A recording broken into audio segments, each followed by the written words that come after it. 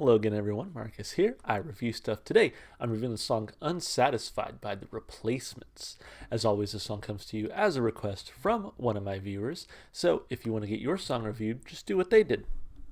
Leave it in the comments, and I'll be sure to add it to my list. And hey, while you're down there, might as well like the video, subscribe to the channel, turn on notifications, all the stuff you do for your normal favorite YouTube channels. So, I've heard, I think, one song by The Replacements so far in my life, and it was Alex Chilton. And I think I heard it because I was listening to like a Spotify playlist or whatever. The playlist ended and it kept playing, recommended music or whatever, and that was one of them. And that's it. That's all I've heard from them. So not 100% familiar with their style or sure kind of what kind of music they make, other than maybe like alternative rock.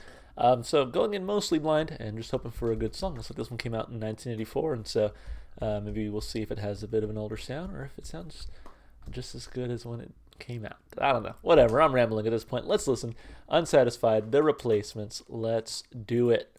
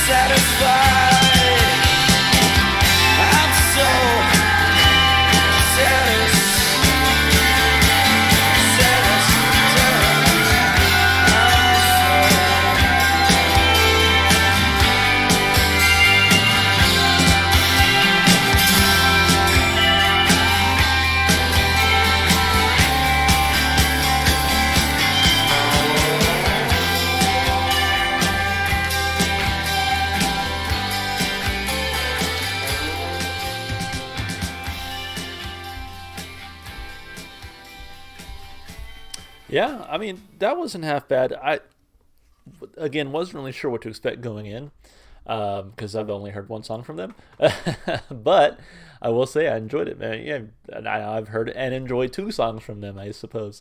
So hey, let's break it down like we always do. Of course, starting with the lyrics. So it says here this is the prototypical angry young man that comes around every decade or so, railing at the system and life in general, the spokesman for a new generation of pissed off youth who may not even understand the source of ennui or what to do about it, but they feel great knowing someone is. They feel great knowing someone is giving voice to that. The prior generation mobilized under Jagger and Richards' rallying cry that they can't get no satisfaction. This is Paul Westerberg's cry de coup. I don't know how to. I don't speak French. Directed straight at Jagger, Richards, and their whole goddamn generation. While not invalidating the explanation above, Paul Westerberg describes Unsatisfied as being at least partly about the replacements themselves. It was just a feeling that we're never going anywhere, and the music we're playing is not the music I feel, and I don't know what to do, and I don't know how to express myself. I felt that one to the absolute bone when I did it. So where does that top part come from? I mean, who wrote this? Is this just like is this one person's opinion, or was this like a critic's opinion? I mean, what is this? Regardless, I mean, let's take a look at the lyrics and see what meaning we get out of it. So, um, let's see. So, look me in the eye, then tell me that I'm satisfied. Was you satisfied? Look me in the eye, then tell me that I'm satisfied. Hey, are you satisfied? And it goes so slowly on everything I've ever wanted. Tell me what's wrong. And so, I mean, clearly, what I get from like the chorus is that like this person is unsatisfied, and that's the name of the song, of course.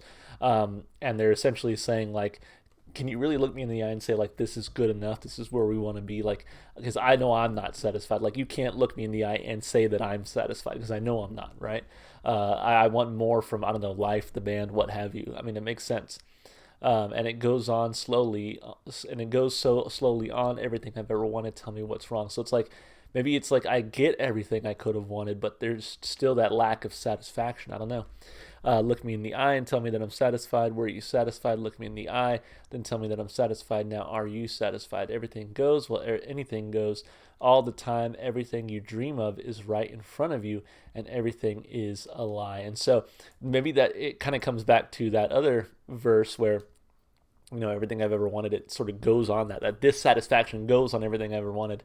But everything I can dream of, everything I ever wanted is there in front of me. Like I am either achieving it or on the path to achieving it. But for some reason, that's not, maybe it's not, maybe it was sold as something better than what it really was. Maybe fame isn't all it was cracked up to be, perhaps.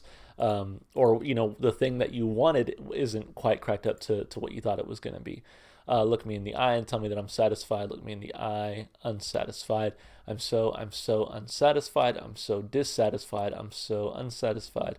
Yeah, it kind of goes like that for some time. So obviously, you could again read it a couple ways. You could just read it as someone who again is kind of fed up with everything, right? Their sort of anger is maybe not even misplaced, but unplaced, right? Like it's just lashing out at every which way.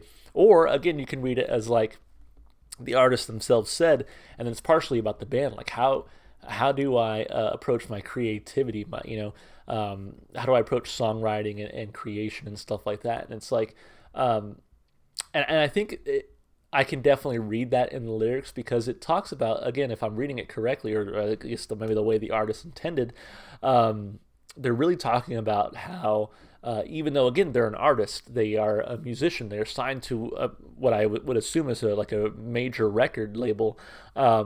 They're still not satisfied. Like everything they've ever wanted, they've been able to achieve, and they see so much more out in front of them. And it's like even with all that, it's like I can't seem to find this sort of joy, happiness, satisfaction, right? So kind of how I'm reading it. It's open ended enough that you can really kind of project your own feelings onto it.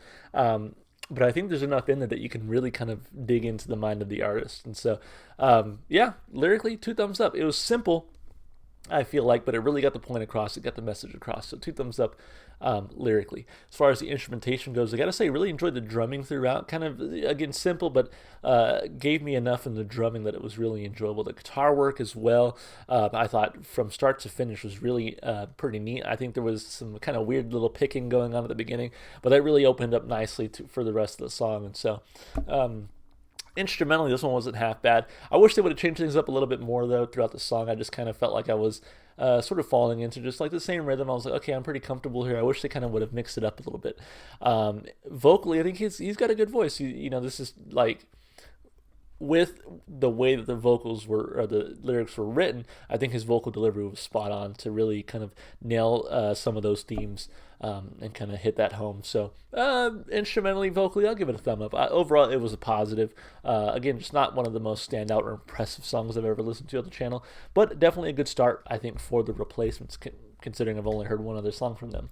And then lastly, if let's see, replay value.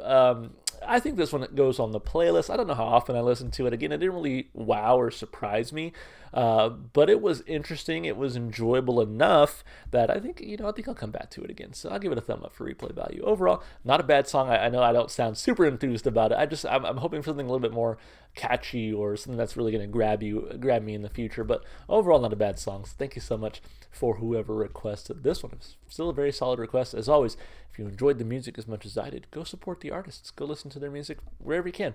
And if you'd like to support the channel, just do all the normal stuff you do on YouTube. Like and subscribe and comment.